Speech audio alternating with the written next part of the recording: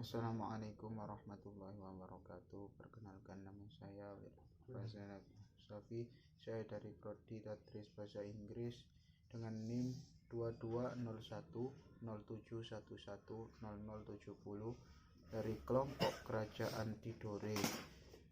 Di sini saya akan menerangkan perjalanan singkat dari tokoh Islam, yakni Ibnu Khaldun, yang dikenal sebagai bapak sosiologi Islam.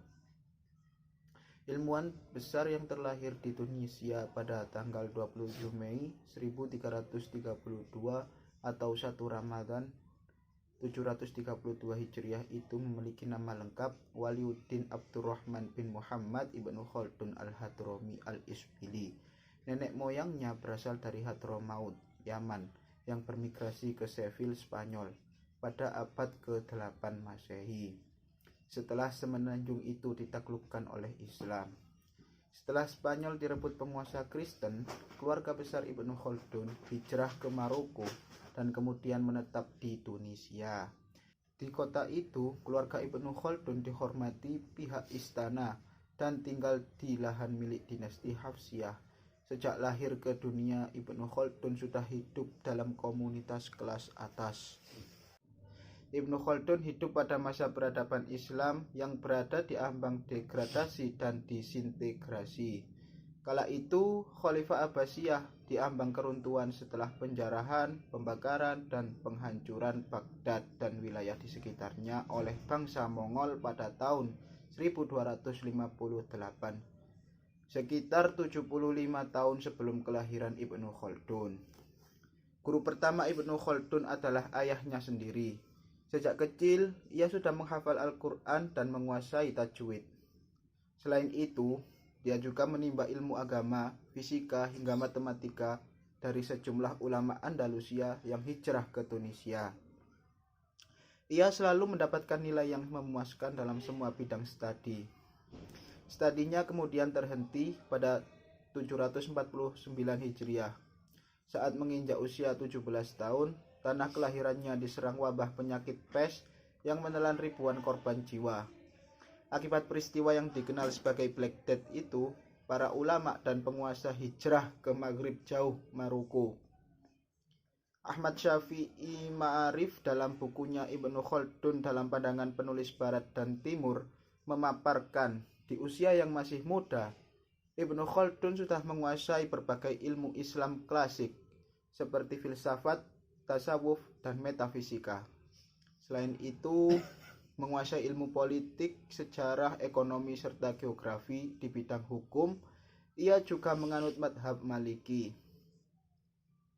Sejak muda, Ibnu Khaldun sudah terbiasa berhadapan dengan berbagai intrik politik. Pada masa itu, Afrika Utara dan Andalusia sedang diguncang peperangan.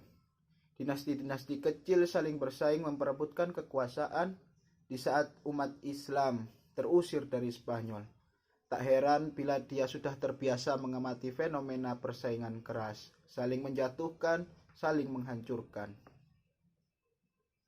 Di usianya yang ke-21, Ibnu Khaldun sudah diangkat menjadi sekretaris Sultan Al-Fadl dari dinasti Hafsiyah yang berkedudukan di Tunisia. 2 tahun berselang, dia berhenti karena penguasa yang didukungnya itu kalah dalam sebuah pertempuran.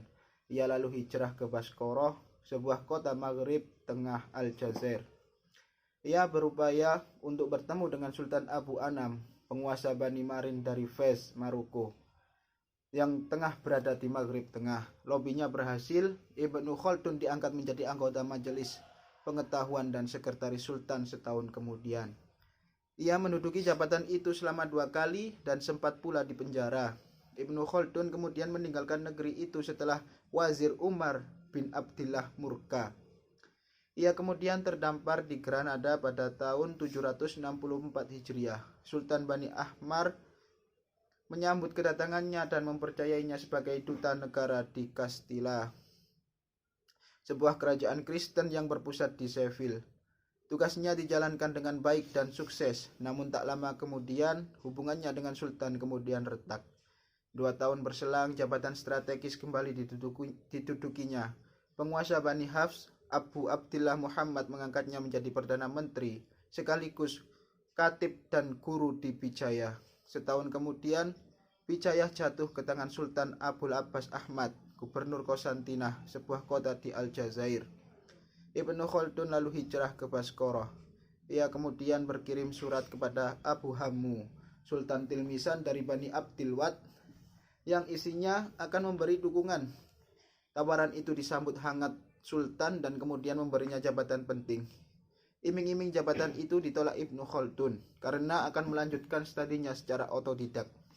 Ia bersedia berkampanye untuk mendukung Abu Hammu. Sikap politiknya berubah tatkala Abu Hammu diusir Sultan Abdul Aziz. Ibnu Khaldun kemudian berpihak kepada Abdul Aziz dan tinggal di Baskarah. Tak lama kemudian Tilmisan kembali direbut Abu Hammu. Ia lalu menyelamatkan diri ke Fes, Maroko pada tahun 774 Hijriah. Saat Fes jatuh ke tangan Sultan Abul Abbas Ahmad, ia kembali pergi ke Granada buat yang kedua kalinya. Namun penguasa Granada tak menerima kehadirannya. Ia balik lagi ke Tilmisan. Meski telah dikhianati, namun Abu Hammu menerima kehadiran Ibnu Khaldun. Sejak saat itulah Ibnu Khaldun memutuskan untuk tak berpolitik praktis lagi. Ibnu Khaldun lalu menyepi di Ka'lat Ibnu Salamah dan menetap di tempat itu sampai tahun 780 Hijriah. Dalam masa menyepinya itulah Ibnu Khaldun mengarang sejumlah kitab yang monumental. Diawali dengan menulis kitab Al-Muqaddimah yang mengupas masalah-masalah sosial manusia. Ibnu Khaldun juga menulis kitab Al-Ibar, sejarah umum. Pada 780 Hijriah, Ibnu Khaldun sempat kembali ke Tunisia. Di tanah kelahirannya itu, ia sempat merevisi kitab Al-Ibar. 4 tahun kemudian, ia hijrah ke Iskandariyah, Mesir, untuk menghindari kekisruhan politik di Maghrib. Di Kairo, Ibnu Khaldun disambut para ulama dan penduduk. Ia lalu membentuk halaqah di Al-Azhar. Ia didaulat raja menjadi dosen ilmu fikih madhab Maliki di Madrasah Kamhiyah. Tak lama kemudian, dia diangkat menjadi ketua pengadilan kerajaan. Ibnu Khaldun sempat mengundurkan diri dari pengadilan kerajaan lantaran keluarganya mengalami kecelakaan. Raja lalu mengangkatnya lagi menjadi dosen di sejumlah madrasah. Setelah menunaikan ibadah haji, ia kembali menjadi ketua pengadilan dan kembali mengundurkan diri.